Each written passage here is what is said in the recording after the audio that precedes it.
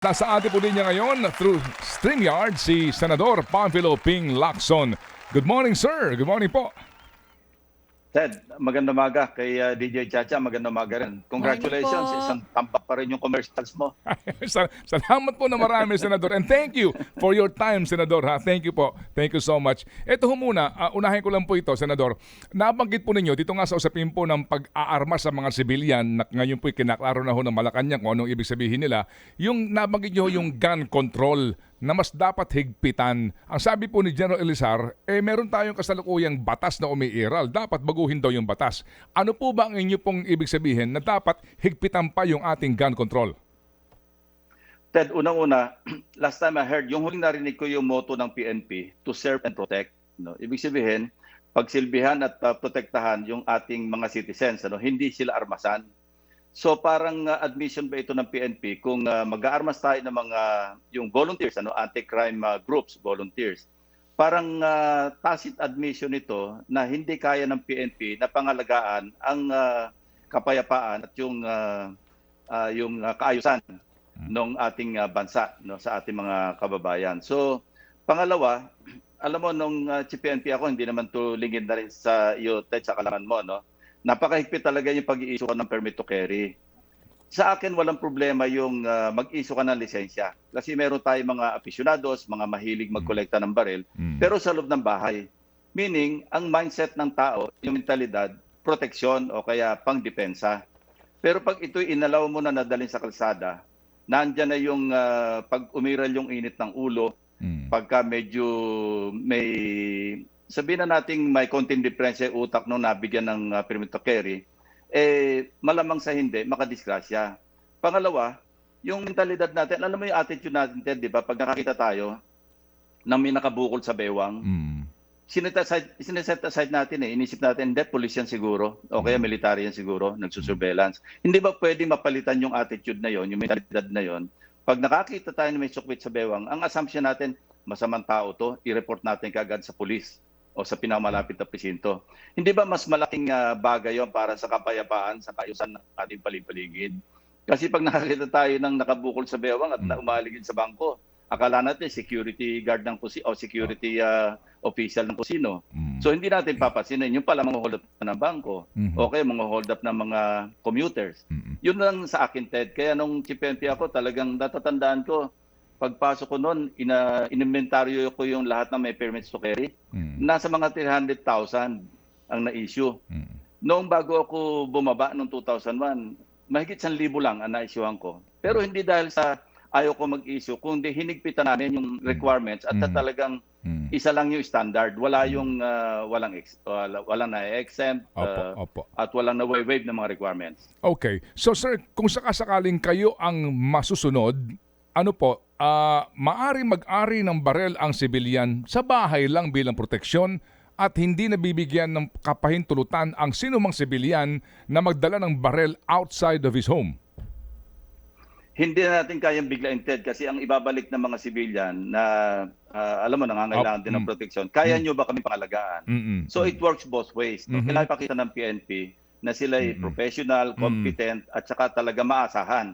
Kasi kung hindi rin kaya ipakita ng PNP, ng ating pambansang pulisya, na kayang pangalagaan yung proteksyon ng ating kababayan, hindi mo mai-impose sa siyempre maraming magrereklamo. Okay. Senador, ito ho kasi hindi naman maitatanggi ang usapin na ito na dapat nating harapin at pag-usapan. Na malapit na ang huling sona ng ating Pangulo at ang kanyang term ay matatapos nga sa Hunyo 30, tagmo ngayon araw na ito, 1 year na lang siya.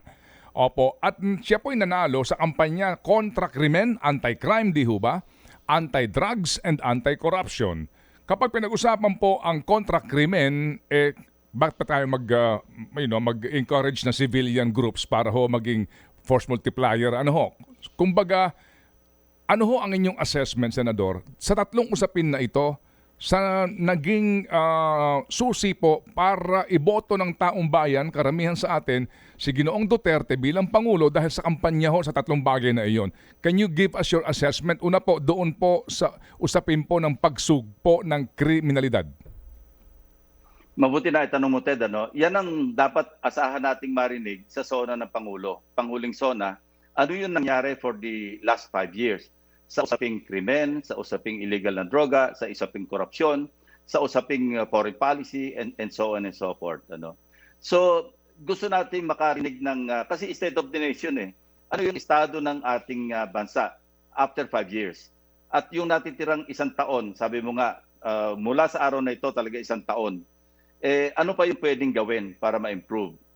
Alam mo, mahirap pag-speculate kung ano yung, ang makakapag-assess dyan, yung may empirical basis, dahil mag-speculate lang tayo at saka kung masigamitin natin yung lohika, yung logic na tinatawag, hindi pa rin tayo pwede maging accurate sa ating assessment. So mas mainam na yung marinig natin sa sona ng Pangulo, ano ba talaga yung state of the nation pagdating sa mga usaping sinabi mo na, yung droga, krimen, korupsyon, at saka iba pa. So sa usapin po ng sa droga, wala rin po kayong maibibigay pong assessment so far kung naging matagumpay ho ba at nakapag tumugon ho ba ng sakto sa kanyang promeso, pangako, ang Pangulong Duterte sa usapin po ng kampanya against illegal drugs? Definitely hindi, kasi ang pangako ng Pangulo, 6 na buwan sa loob ng kanyang administration, wala ng droga. O kaya minimize na. Pero nakikita natin na kamakailan lang o kaya nakaraang mga taon, nakita natin na tunay-tunadada yung pumapasok na droga. Nakita rin natin sa mga pagdinig na ginawa ng Senado at ng lower house na kung saan namamayagpag yung mga drug lords na nakakulong sa Muntinlupa at patuloy ang kanilang pagbebenta, pagtatransact ng illegal drugs. So kung ang pagbabasihan natin yung mismong promesa o yung pangako, campaign promise ng Pangulo, I would say na hindi natupad yung kanyang pangako pagdating sa usaping illegal drugs. Opo. Pangalawa, sa krimen, alam din naman natin na kamakailan lang sinampan, yung mga huweska, yung mga narinig nating pulis mismo ay nakakabaril ng civilian. At yung huli nga sa Manila Police Headquarters, pulis mismo yung nakapatay sa mga kasamahan niya dahil lasing. So ito yung reflection na sinasabi natin. But then, pwede nilang sabihin na those are isolated cases. So kailangan talaga natin yung empirical data to show. At ang meron yan, siyempre, yung pamahalaan. Ngayon, kung tatanggapin ng ating kababayan yung pagpapaliwanag ng Pangulo o hindi sa kanya zona, nasa sa atin na yon. Opo. Korupsyon po, Senador. So, usapin po ng korupsyon. Well, sa korupsyon, Ted, ako mismo nakapag-deliver ng ilang privilege speeches. Yung sa customs, yung sa yung dininig din namin yung tungkol sa Muntinlupa, yung mga GCTA, pagkatapos sa DA at saka doon sa DOH, sa PhilHealth. So hindi natin pwedeng sabihin na wala ang korupsyon. Tama rin si Pangulong Duterte, maski anong administration pa, hindi maaari talagang mawala ang korupsyon kasi naandyan yan. Pero ang tinitingnan natin, nag-improve ba doon sa departamentong yon sa pagtugon sa paglaban sa korupsyon? Ang nakita ko lamang na isang fault, isang kamalian, yung nagkakaroon tayo ng tinatawag na double standard. Nagkaroon na ng pagdinig sa Senado, nagpirma kami ng resolution, at pinakita naman namin doon yung lahat ng ebidensya, lahat ng dokumento. Hindi lang ito testimonya, dokumento pa ito, documented. At katunayan, pinadala namin kay Secretary Guevara yung lahat ng yung voluminous na mga dokumentong nakalap namin sa usapin ng PhilHealth. At in fairness to Secretary Guevara, ipinal niya ito sa ombudsman. So, yun talagang mind-blowing yung mga ebidensya ron dahil talagang pinaglaruan yung pondo ng PhilHealth. Ito'y health pa naman ito. Ang tig-uusapan pa naman dito, wala pang pandemya noon, pero yung sumunod namin pagdinig, meron na ring pandemic. Kaya nga, di ba nagkaroon tayo ng usapin na, teka muna, di ba yung dapat para sa pandemic lang gagastusin? Bakit napunta sa infirmary, napunta sa dialysis, kung kani-kanino pinamigay yung pera na ang dapat para sa COVID-19 response. So, ito yung mga nakita na natin sa mga, hindi ito yung haka-haka o hindi ito yung sabi-sabi ng kung sino-sino. Documented ito, Ted. Pero ang hindi ako nasiyahan sa response ng Pangulo sa pagtrato doon sa mga findings ng Senado. Parang nabaliwala yung isang co-equal branch of government na yung collective na, sabi na nating quote-unquote wisdom ng mga senador sa pagkakalat ng mga ebidensya, parang hindi man lang binigyan pansin ng Pangulo. Dahil ang nasasangkot, tila yung ibang mga paborito niya. No? Sa customs, ganun din. No? Nilipat lang, paglipat doon sa Bureau of Corrections, ganun din ang nangyari. Katakot-takot na corruption din doon. Pero ano nagawa? Parang wala tayong nakitang nararapat na karampatang aksyon kung ang pagbabasihan natin yung mga deklarasyon ng Pangulo na galit siya sa corruption. Sir, people are hungry to hear, ito ho ngayon, comment ka agad sa ating pong, sa mga nanonood sa atin, yung double standard doon sa issue po ng PhilHealth ka ninyo. Can you, I hope you don't mind me asking, can you name names please? Ito ho ba'y, sino ho ang inyong binabanggit na nagrekomenda at nag-file sa ombudsman pero dahil sa paborito sa usapin po ng kalusugan? Sino po ito? Well, diretsahan na, Ted, nagpasa kami ng resolution, 14 of us out of 23 senators. Dahil si Senator Laila naman hindi naman nakakaboto. Si Secretary Duque, di ba, hinihiling namin na sana mag-resign o kaya palitan. Pero parang walang narinig. We're nothing personal against Secretary Duque. As a matter of fact, when we met with him, eventually, in an informal setting, along with Secretary Galvez, Secretary Vince Dizon, tsaka si Mayor Magalong, napakaganda ng kanyang personality. At saka siya naman parang nakapangako sa amin na magre-reforma siya sa DOH. Hinintay namin ano yung mga reforma sa usapin ng response sa pandemya, at saka yung pangkasalukuyang mga procurement ng mga vaccines. Diba? Lumabas na rin sa pagdinig natin, Ted, na ang sinabi nila strictly G2G, government to government. Ano yung inuna na mga bilhin? Sinovac, na kung saan pribadong kumpanya. At yung sinubmit nila sa Committee on Finance ng Senado na indicative price, sabi nila, napakamahal, 3,629 yung 2 doses. Only to find out later na yung Thailand, yung Vietnam, yung Indonesia, pagkamura-mura pala ng pagkabili nila. So bakit ganun ang nangyayari sa ating gobyerno? Sa panahon pa naman na talagang lahat tayo nasa emergency mode. Lahat tayo nangangamba. At talagang the only way out sa pandemya, vaccines, napaka-importante. Dapat kung ano yung mas efficacious, ano yung mas mahal pa nga pero lumalabas ngayon, mas mura pa nga yung mas epektibo. So, yun lang yung aking maiko-komentaryo dahil hindi lang ako yung nagsasalita, kundi yung aking mga colleagues sa Senate na kung saan collectively, yun ang aming findings, yung aming rekomendasyon, parang nabaliwala lahat. Senator, before si Chacha magtanong, sir, nabanggit po ninyo yung hindi G2G, kung hindi private company ho, Sinovac dealer ito. Pero nung recently ho, nabalita na the Committee of the Whole found nothing irregular sa vaccine purchase po ng gobyerno. Can you clarify please, sir? Yes, kasi maraming salamat kay Secretary Dominguez. Nilinaw nila sa amin kasi ayaw ibigay talaga yung presyo. Ang ini-invoke nila yung NDA, Non-Disclosure Agreement. Pero si Secretary Dominguez has been forthright enough to tell us na yung average price ng isang dose ng vaccine, kinonsider na lahat yun, naka-input na lahat yung, nagulat nga kami na 68 million doses pala yung libre. So, ang sabi niya, 446 pesos per dose.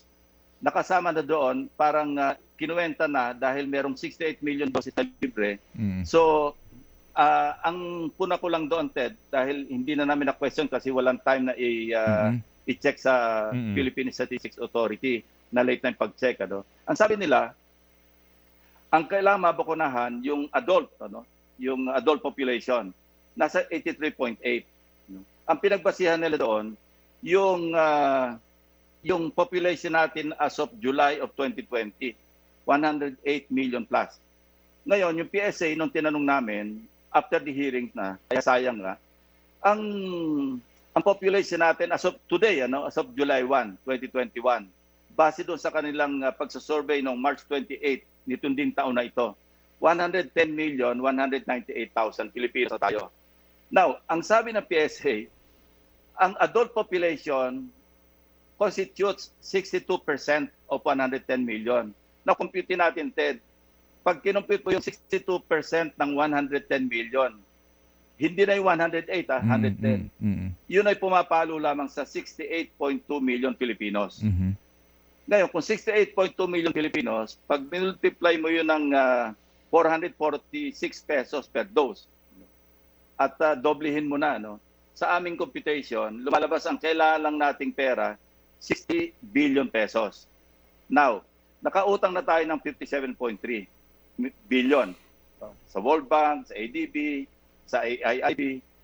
Pero yung total adult population yon, ano, yung 68 million Filipinos. Pagka kinuha natin yung herd immunity na yun lang ang tinatarget muna natin, 70% lang yon. So pag 70% ng 68 million TED, nasa mga 47 million lang Filipinos o adult population ng mga Pilipino ang kailangan natin bakunahan. So sobra pa yung ating inutang doon sa ating kailangan bilhin na bakuna. Consider na rin yung 68 million doses na libre galing sa COVAX facility, galing doon sa dinonate ng China, ng Japan at kung ano pang bansa. So hindi kapos ang pera. Pero ngayon mabuti na rin lang na nadadatingan na yung mga bakuna and thanks sa private sector. Kasi itong mga Moderna na dumating, pribadong sektor ito na at sila nagbabakuna na sila ngayon. Yung pati mga LGUs, nagbabakuna na. So dinidak namin lahat yun kasi kinumpute namin lahat-lahat yung libre. Yun nga, lumalabas nasa 68 million doses. At yun nga, maraming salamat kay Secretary Dominguez kasi siya lang yung, sabi niya, I always go for transparency. And we believed him, na talagang siya yung nag-iisa na nagsabi sa amin, ito yung average price per dose ng bakuna. Lumalabas 446 pesos. Opo. Per dose, one dose lang po yun, Senador, no? Yes, so okay. Opo. lalabas parang 892 pesos. Kasi bawat isang taon naman, 2 doses. Opo. Pero ganun pa rin, pagka kinuha lang natin yung 70% of 68 million na adult population, sobra pa rin yung nautang natin na 57.3 billion. Opo. So based on those facts, Senador, meron ho talagang question pa rin sa paggasta ng ating team ng task force in charge for procurement of vaccine. Sa tingin po ninyo? Maraming question sa aming isipan. Maraming question pa.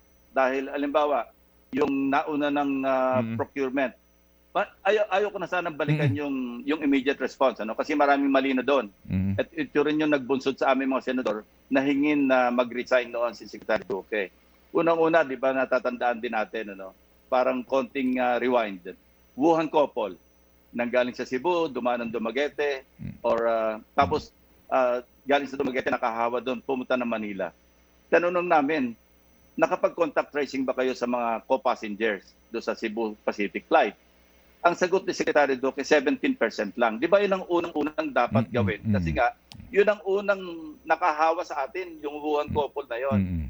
Pangalawa, di ba may panawagan na kami sana, i-close na yung border kagad, especially from China, yung mga tourists from China. Ang declaration ng administration, hindi, payagan muna natin kasi kaibigan natin yung China. So ito yung mga nag-contribute kung bakit parang lumaganap na mabilis. Tatanda mo, Ted, di ba, March last year, lockdown tayo lahat. Wala nga sasakyan sa kalsada, parang ghost town ng Pilipinas. Opo. Opo, sige po. Okay, may tanong lang And po si Chat. procurement ng mga face shields, ng mga face masks. Ito mga usapin na dapat tingnan din natin kasi pag pinamigay ng gobyerno yon, o kaya maski binili ng ating mga kababayan, sino yung nakakuha ng supplies, kontrata para mag-supply? Sino yung nag-procure? At saan dumaan ito? Di ba dadaan ito sa yung sa procurement service ng DBM o kaya do sa DTI, di ba? Meron sila procurement unit din diyan.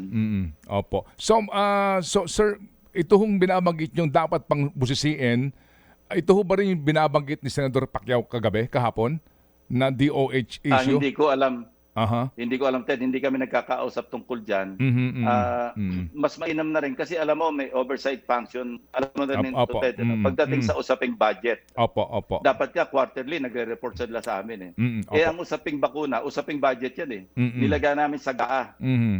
yung 82.5 billion pesos Opo, opo. na of course, ang program fund yung iba doon, yung 70 billion. Opo. Tapos maglalagak pa yung Pangulo ng contingent fund na hindi pa nga nare-release.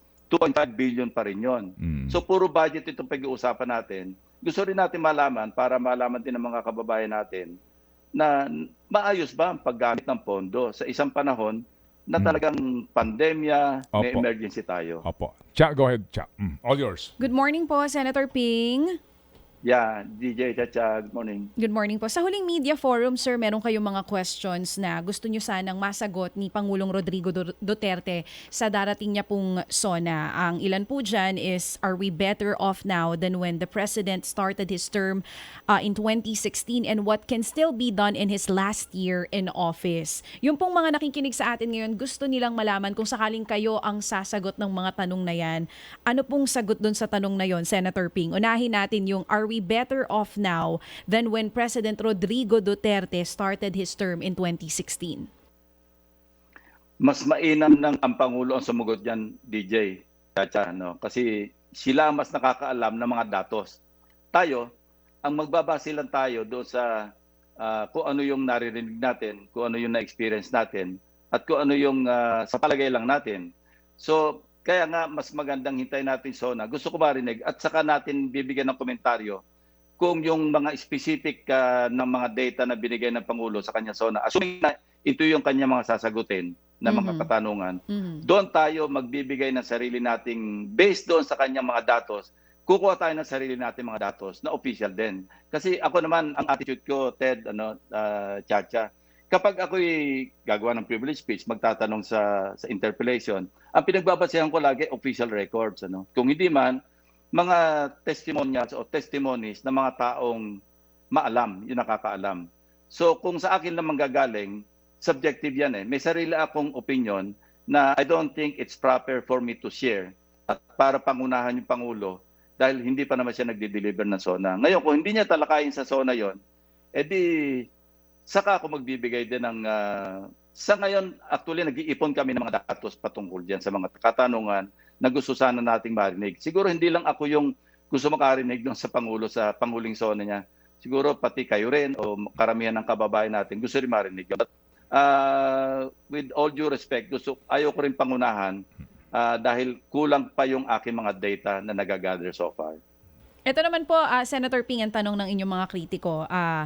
Pagkatapos nyo pong ibato yung tanong na yon na gusto nyo marinig nga yung kasagutan nun sa darating na SONA ng Pangulo, ang tanong nila is our country better now since Ping Lacson was voted in the Senate? As far as I'm concerned, I did my job. No? Basta ako, yung aking trabaho sa Senado, patuloy na hindi ako kumukuha ng pork barrel. Hindi ako kumukuha ng lobby money. In fact, nagsosoli pa nga pagka nagpapadala. No? At ako'y merong sulat sa mga naglalabi doon sa mga panukalang batas na aming pinapasa, na pinapangunahan ko na. Huwag kayong, maski sinong pumunta sa inyo, kay member ko pa ng staff ko o kaibigan ko o hindi ko kakilala, huwag niyong pansinin at tawagan niyo ako agad. Meron akong pro forma letter dyan. So, yung akin naman duty as a legislator, marami akong naipasang batas, Ted, Chacha. Hindi naman sa pagbuhat sa sariling bangko. Hindi naman tayo patulog-tulog doon. Katunayan, maski ngayong pandemic, nandyan tayo lagi, physically present para talagang gawin yung ating tungkulin. Yun lang ang masasabi ko. Opo. Tsaka ako ho naman po, ay kapag pinag-usapan natin ng pambansang budget, yung eagle eye ng isang Lacson kailangan po natin, no? Kasi nga itong budget ho, napakaselang po na usapin yan. Kinakailangan mo ng taong maalam para busisiin po ang mga budget na ito. Senador, ngayon po, no, marami ng trolls. Gumagalaw ho ngayon, no? Ang dami na ho. At saka ang iba nga kasi dito, hindi namin ma-identify kung saan ang gagaling.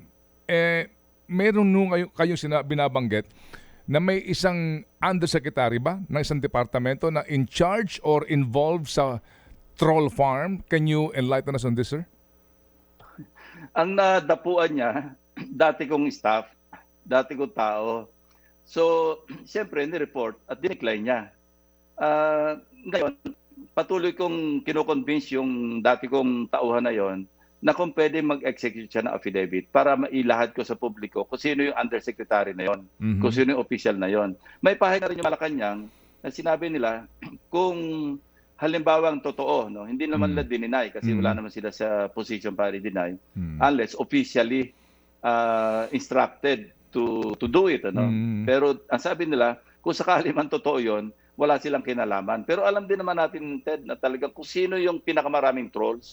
Ramdam din naman natin lahat yan eh. Ang pinakamainam lang, ito, na ipayo ko na rin sa mga kababayan natin, sa mga kapwa ko, senador, legislators, at saka mga opisyal ng gobyerno, no? Lalo yung malimit na sa receiving end. Don't engage, block, report.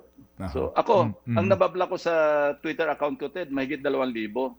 So pagbakita mo lang, first few words pa lang, alam mo na troll eh. Wala sa hulog eh. Opo. Irrelevant. Tapos parang panira lang, napakalayo ng kanya sinasabi. At pare-pareho, sunod-sunod. Minsan nga meron akong binlock. Nag-react yung iba eh. Parang sila-sila sabi, ba't tayo binablock ni Senator Lacson?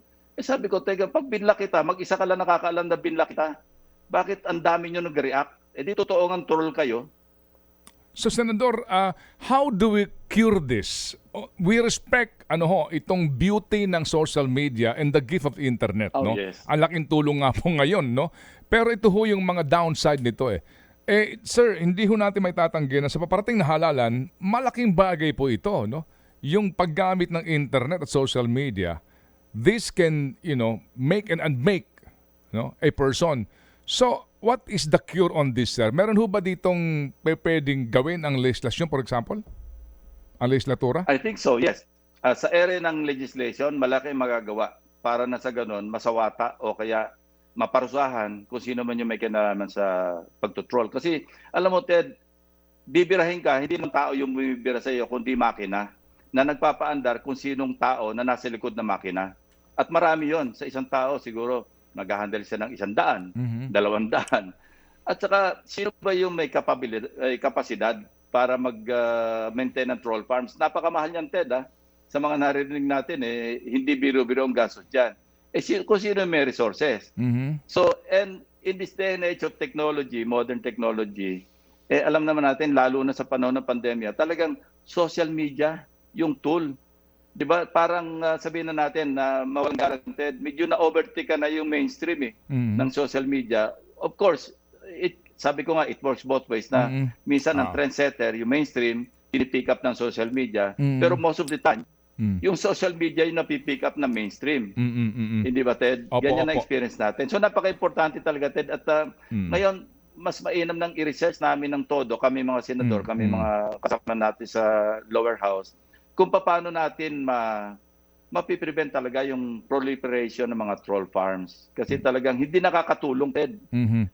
Marami sa kababayan natin, valuable Pagka nakarinig ng, hindi na ako lalayo dito na sa bahay namin, biglang tinanong ako, may nagtanong sa akin, yung kasambahay yata dito.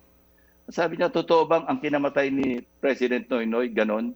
Sabi ko, huwag kayong maniwala dyan. Sinabi na na hindi totoo yan.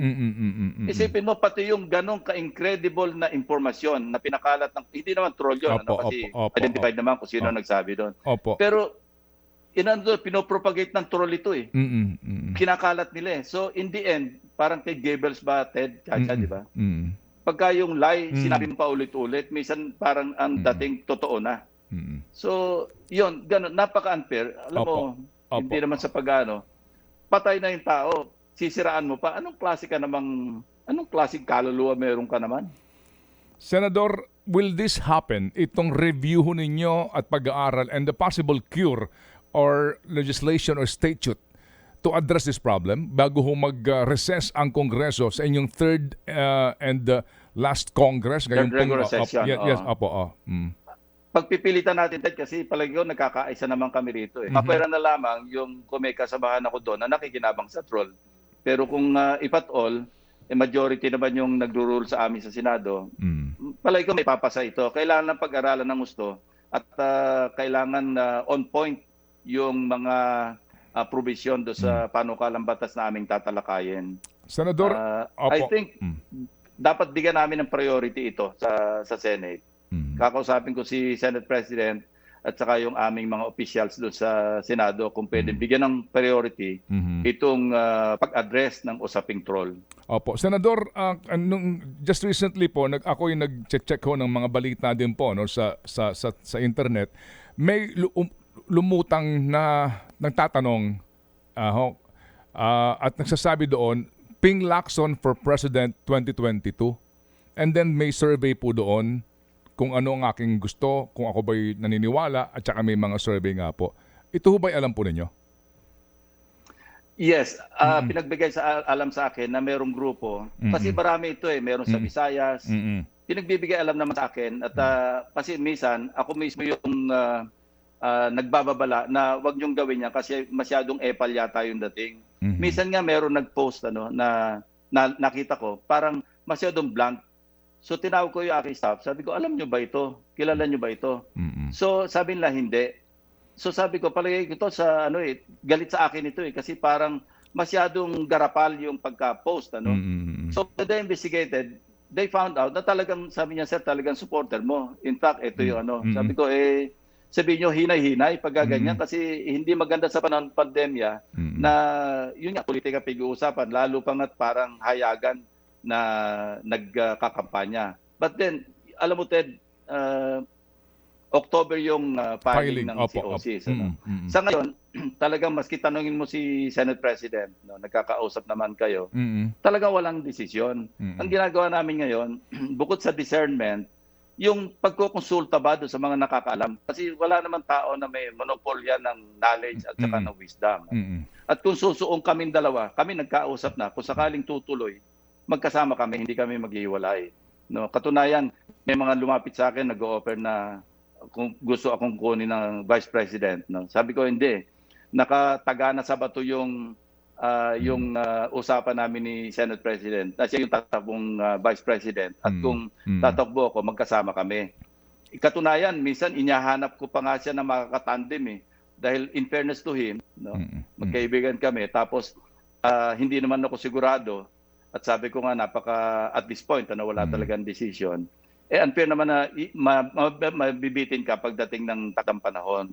So, minsan, pag may lumapit sa akin, ang pakiusap ko lang na kung po pwede i-considera na kunin si Senate President Soto na Vice Presidential candidate niya o bet niya, katandem niya, kung sakaling tutuloy din siya. Ganon ang situation namin yun ni Senate President.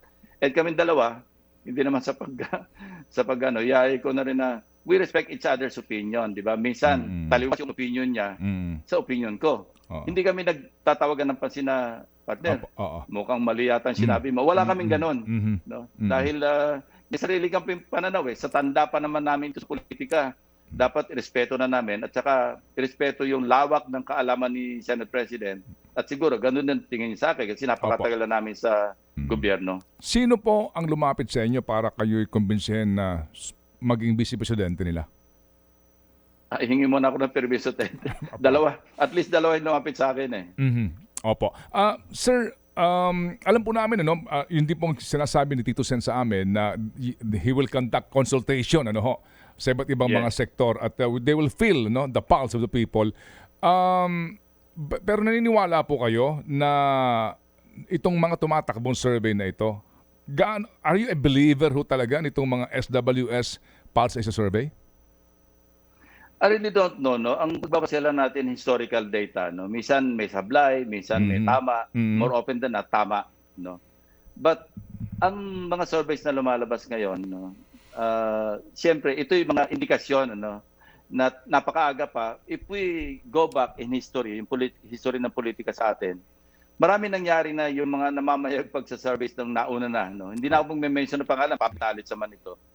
Pagdating sa mismong campaign period, medyo nag-fade, di ba? Nadidiminish yung suporta.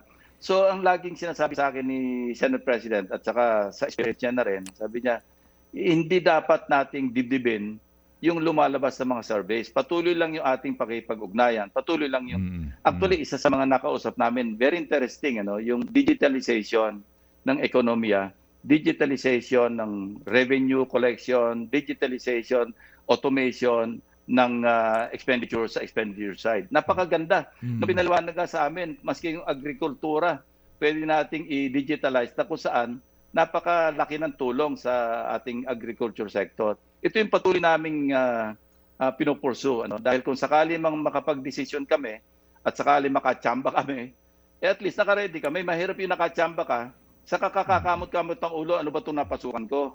Di ba mas mainam na yung this early, mag-ready ka na, kumatuloy ka man o hindi, at least nag-gain ka ng knowledge, di ba, maski paano. So yun ang mga tinitingnan namin kasi alam mo yung expenditure side na lang, Ted, napakalaki ng nasasayang. Kasi wala talaga, hindi na monitor kasi nga hindi digitalized. Yung revenue collection, ito, mas madaling intindihin. Alam mo kung automated lang yung customs natin, baka yung collection lang sa customs kaya nang sagutin yung ating pambansang budget na hindi na kailangang umutang pa. Kasi for example, Ted, a case in point, natingnan namin ito, datos mismo ito.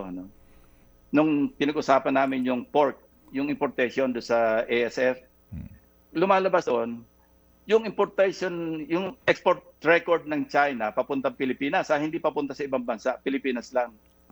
Doble ng import records ng Pilipinas, ng mga produktong meat products lang ito, galing China. So may...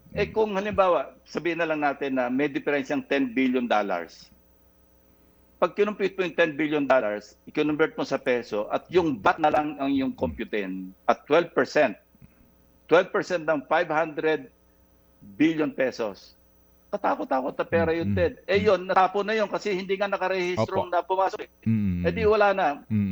Foregone revenue na yung VAT pa lang doon. Wala pa yung ibang tax doon. Di ba? May tax yan. Binawasan nga ng nitong huling executive order. So ito yung sinasabi natin, Ted, na pinag-aaral namin dalawa ni Senate President. Na kung susuong man kami, at least naka-ready kami.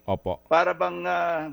parang naka-second consideration na lang yung manalo. Ang problema talaga pag nanalo. Para pag nagtanong ang taong bayan at nagkaroon ho talaga ng masinsin at totohanang debate, pag-uusap, alam ang sasabihin pong solusyon sa mga problemang ito, Senador. No? Ang problema, Ted, kailangan mag-mature muna yung ating mga ating electorate. Kasi ang kampanya natin talaga, entertainment politics lip service, tapos dole out. Pag ganyan ang labanan, hindi talaga tayo asenso, Ted. Walang pag-asa yung bansa natin. Ito, isang experience na binahagi sa akin ng isang tumakbo noon, bagong pasok sa politika. Ang turo sa kanya na matatandang politiko doon sa lugar nila, 45 days lang yan bata, sabi niya, iho, magpauto ka na ng 45 days kasi may 3 years ka para balikan lahat yan. Ngayon, ang butante naman, ang iniisip, teka muna, tiyak na paghihigantihan tayo ng 3 taon nito sa panunungkulan niya, utuin na natin to, hingan na natin to ng katakot-takot, 45 days lang itong window of opportunity natin. So yun ang cycle, ito yung vicious cycle na nakakalungkot at saka talagang walang patutunguhan pag ganyan yung mindset ng both those running for public office at saka yung boboto. Kasi entertainment, wala. Pa-TikTok, mananalo.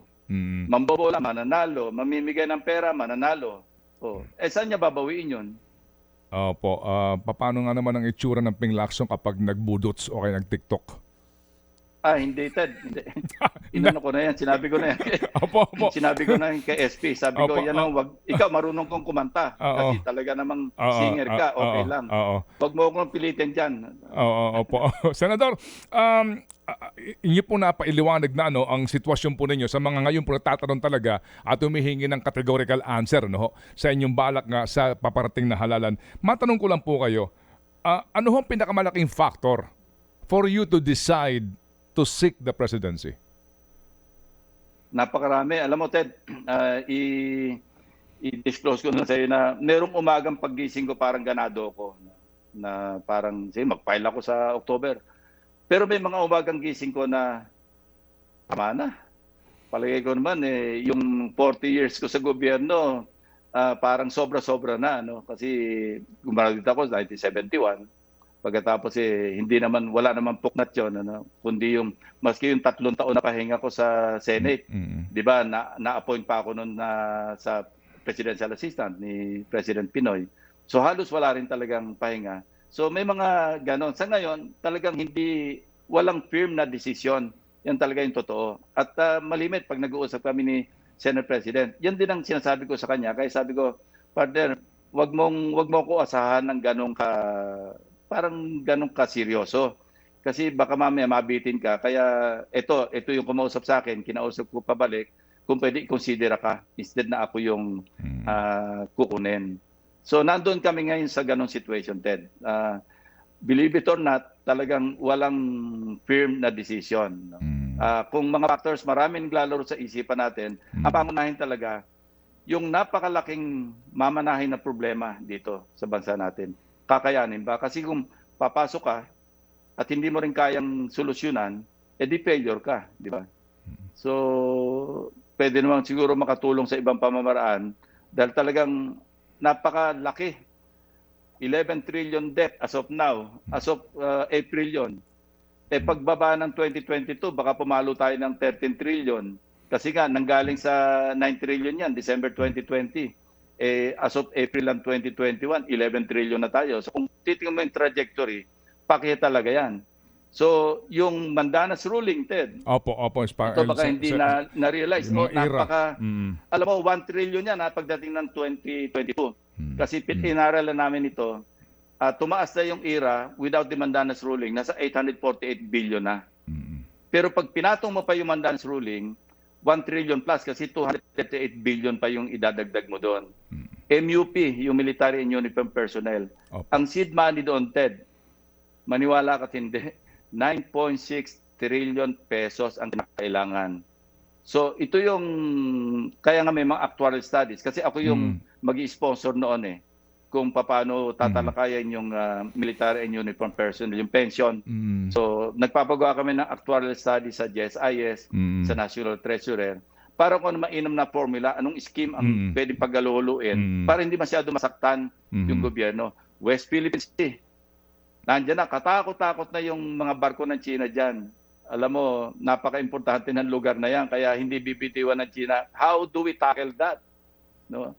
At when we reach a point na talagang nandiyan na, naka-advance na sila lahat. Samot-sari, pagka pinag-aralan mo lahat yung problema, yun yung gising ko ng umaga na ayoko na. What will change your mind? Haghahanap ng solusyon, Ted. Opo. Lahat naman ng problema may solusyon. So, babalik ako doon sa aming status ni Senate President. Opo, okay. Haghahanap kami kung kakayanin namin at nakita namin may mga solusyon, maski man lang, hindi yung tapal-tapal yung medyo lingering, yung medyo magtatagal na solusyon. At kung makakagawa ng dent, ng malaking dent doon sa mga lalaking problema ng bansa, doon baka sumaba kaming dalawa. So nandun kami constant yung aming communication, ang aming pakipag-ugnayan sa mga, tawagan natin mga experts, mga civilian ito, iba mga dating nasa gobyerno, yung iba nasa gobyerno pa rin. So pinaghahalo-halo namin yung kanilang mga ideas, yung kanilang knowledge, doon kami umaasa. Opo. Kasi Sir, sabi ko nga Sir, may mga ilang pong mga analyst, no? May mga iba hong nagsasabi that Sara Duterte is unbeatable for president. Sabi ho ng mga nag-aanalisa at ilang pong mga individual, what's your take on that? Naniniwala ho ba kayo doon? Well, lahat naman may kanya-kanyang opinion. Meron din nagsasabi si Isko Moreno, unbeatable. Meron din nagsasabi si Bongbong Marcos, napakalakas, si Manny Pacquiao.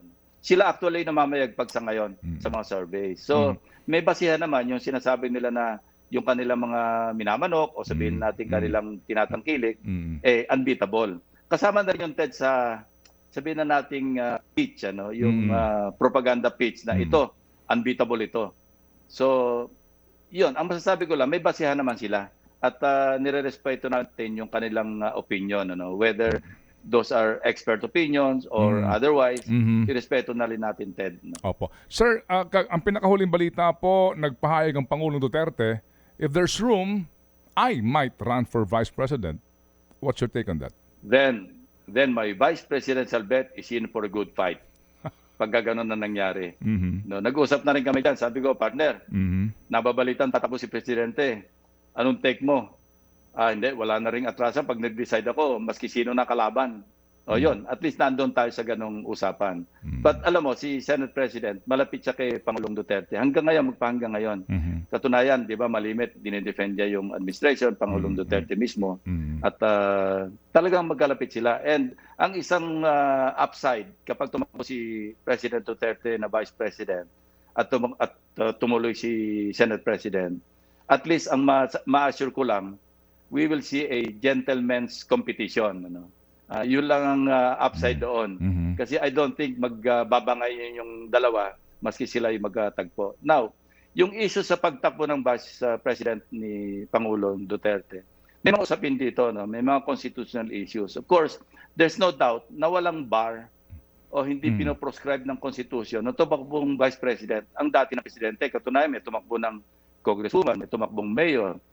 Pero ang tanong dito, ang isang mahalagang tanong, kung mag-resign ba o mamatay, ma-incapacitate yung Presidente na ang Vice President ay dating Pangulo, pwede ba siya maupo o mag-take over na Pangulo?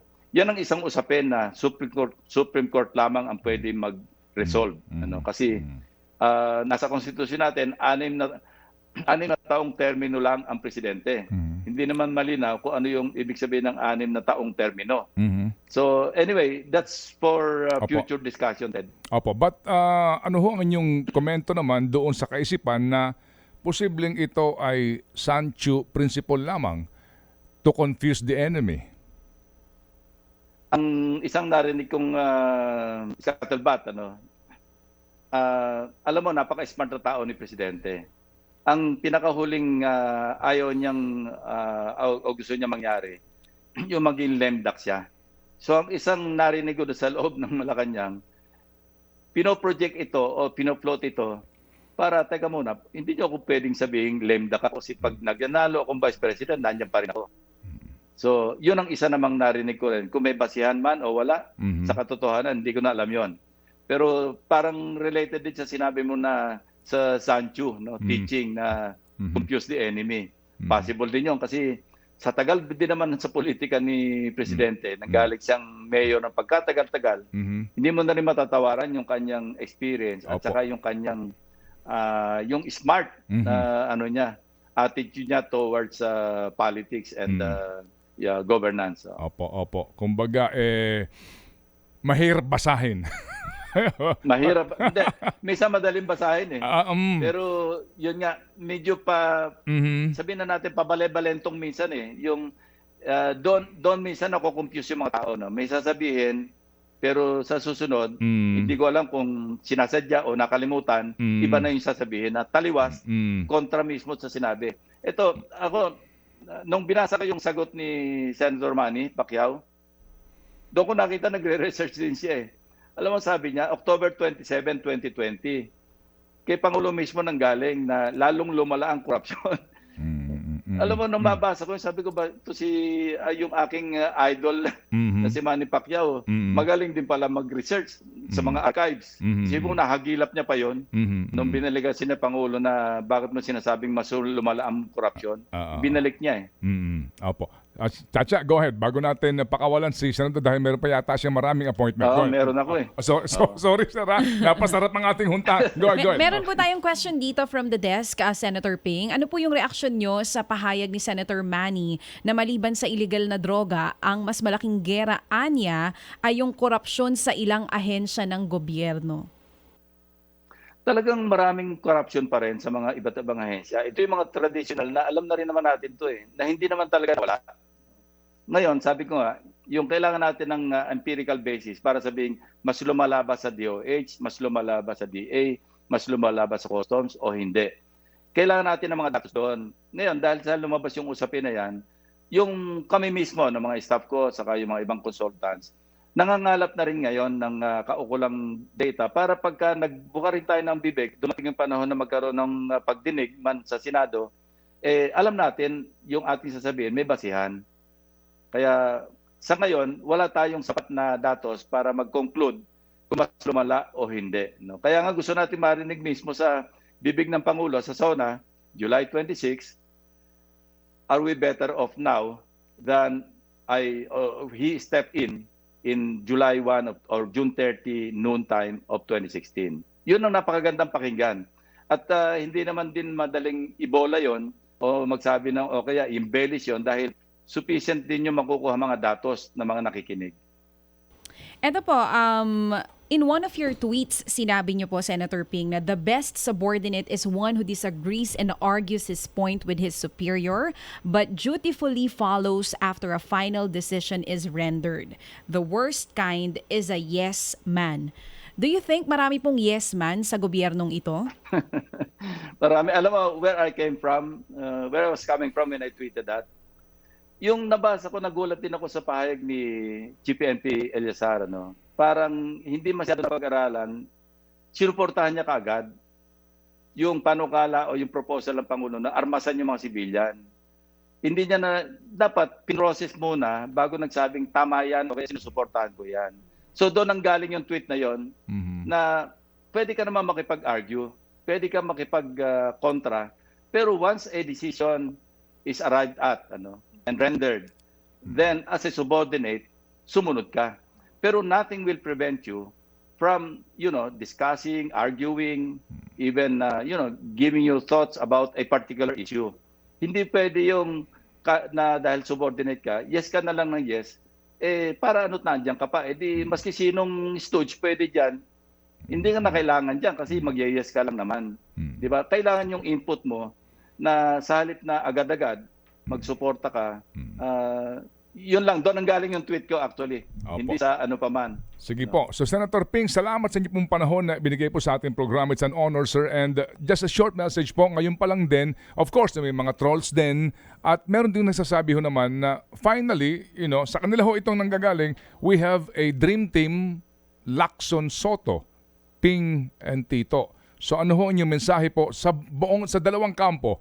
Yung ngayon po ay bumibira sa inyo na sa troll, ng mga trolls and then sorry ho kasi po talagang nakikita mo rin yung kuyog Opo, tsaka yung words nga na ginagamit. And then yung mga nagbabanggit po na please consider it daw ho para sila magkaroon ng dream team na tinatawag na Lacson Soto Tandem. Go ahead, sir. Isa lang mensahe. Maraming salamat, Ted, sa komentaryo mo. Yun na lang. Salamat. Baka nagmamadali na si Senator Ping. Salamat po, Senador. Mabuhay po. Thank you. Thank you, Ted. Chacha, maraming salamat. Salamat, Senator Always a privilege. Ping. Opo, thank you. Ted Filon at DJ Chacha. Ngayon, nasa Radyo 5, 92.3 News FM. Monday to Friday, 6 to 10 a.m.